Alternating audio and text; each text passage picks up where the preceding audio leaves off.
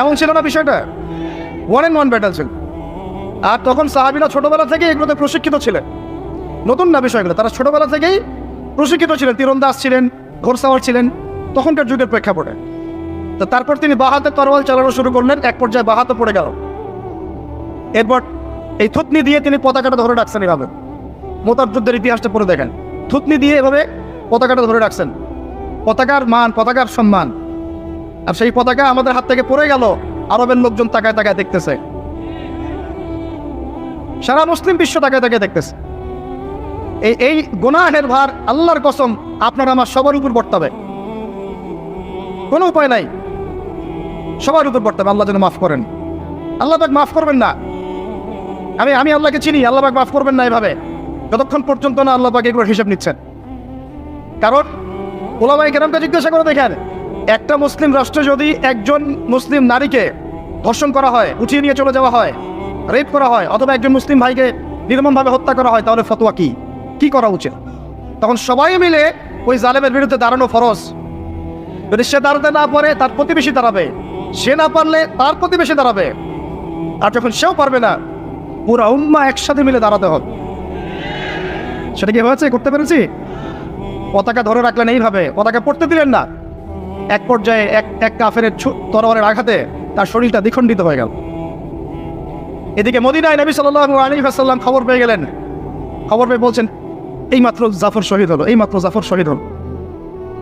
সুবহানাল্লাহ। তখন তিনি, তার চোখ দিয়ে পানি পড়ছে, তিনি জাফরের বাসায় চলে গেলেন, ছুটে চলে গেলেন জাফর ইবনে আবি তালিবের বাসায়। তার ছোট ছোট বাচ্চা ছিল, আপনার আমার বাচ্চা নাই? ছোট ছোট বাচ্চা, তাদেরকে বুকে জড়িয়ে কান্নাকাটি করছেন। সাহাবীরা বলছেন, ইয়া রাসূলুল্লাহ, আপনি আল্লাহর রাসূল হয়ে কান্নাকাটি করছেন? নবীজি বলে, এটা আল্লাহর রহমত, এটা আল্লাহর রহমত, যে কাঁদতে পারে না তার মন তো পাষাণ, জাফর শহীদ হয়ে গিয়েছে। তারপরে তিনি হাসলেন, আমাদের নবী হেসে উঠলেন। সাহাবীরা বললেন যে আপনি একটু আগে কাঁদলেন, এখন হেসে উঠলেন? নবীজি বললেন, এই মাত্র আমি দেখলাম যে জাফরকে দুজন ফেরেশতার মাধ্যমে আমার সামনে দিয়ে নিয়ে যাওয়া হলো।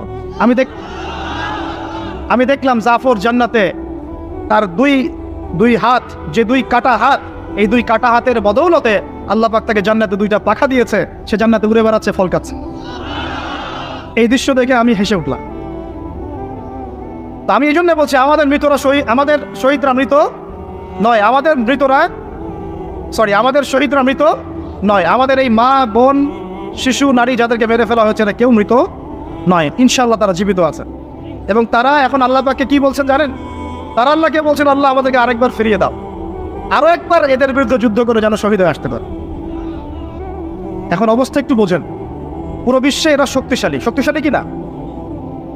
শক্তিশালী, এটা স্বীকার করতে হবে। কারণ ওদের সাথে পুরো পশ্চিমারা আছে, নেটো আছে, ইউনাইটেড নেশনস আছে, ব্যাংকিং সিস্টেম আছে, ওদের পারমাণবিক অস্ত্র আছে, হ্যাঁ, ওদের বড় বড় নিউক্লিয়ার মিসাইলস আছে, ওদের মিডিয়া আছে, মিডিয়া দিয়ে প্রোপাগান্ডা চালায়, মানুষের ব্রেন ওয়াশ করে রেখে দিতে পারে।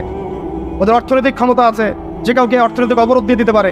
বললো যে তোমাদের স্যাংশন দিয়ে দিব, যে বললো না কয়দিন আগে আমাকে কি দেবো স্যাংশন, মানে ওটা হচ্ছে বাপের সম্পত্তি, যখন চাই জাগির ইচ্ছা দিয়ে দেয়। মানে স্যাংশন মানে কি, আপনার টাকার মানটা কমায় দিবে, একদম ফেলে দিবে। মানে আপনার এক বোতল পানি কিনতে তখন দেখা যাবে যে 300 টাকা লাগছে, এখন 20 টাকা লাগছে, তখন লাগবে 300 টাকা। মানে হাহাকার অবস্থায় স্যাংশন, ইকোনমিক স্যাংশন। তখন ইনফ্লেশন হয়, ইকোনমিক্সের ভাষায় ইনফ্লেশন মানে হচ্ছে কি বুঝেন?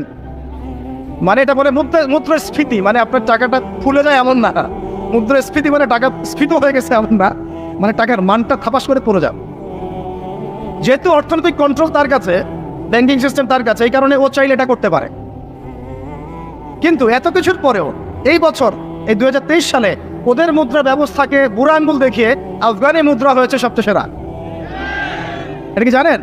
আর কিভাবে হয়েছে? আপনার একটু ঘাটাঘাটি করে দেখ। জাকাত দিয়েছে ওরা, কি করেছে? জাকাত দিয়েছে। ওরা দ্বৈত মুদ্রানীতি চালু করেছে, এটা তো অনেকে বুঝবেন না। মানে আমাদের দেশে একক মুদ্রানীতি, ওরা দ্বৈত মুদ্রানীতি, মানে শুধু ডলারেই সবকিছু হয় না, ওখানে রুপিও কাজ করে, ইরানি রুপিও কাজ করে, পাকিস্তানের রুপিও কাজ করে। তার মানে একটা মুদ্রার একচ্ছত্ব অধিকার থাকে না, তখন এই অর্থনীতির মধ্যে একটা অন্যরকম ব্যালেন্স আসে। ওরা অনেক স্মার্ট। আপনারা যে মোল্লাদের দৌড় মসজিদ পর্যন্ত বলেন, এই ভাইরা অনেক স্মার্ট। আল্লাহ পাক তাদেরকে আরো শক্তিশালী করুন, দোয়া করুন। এখন কিছু মানুষ তো বলে বেড়ায় অনলাইনে যে ওরা তোমাদের জামাই হয়, হ্যাঁ, ওরা জামাই লাগে, ওদের প্রতি ভালোবাসা দেখালে নাকি আপনি মুনাফিক হয়ে যাবেন।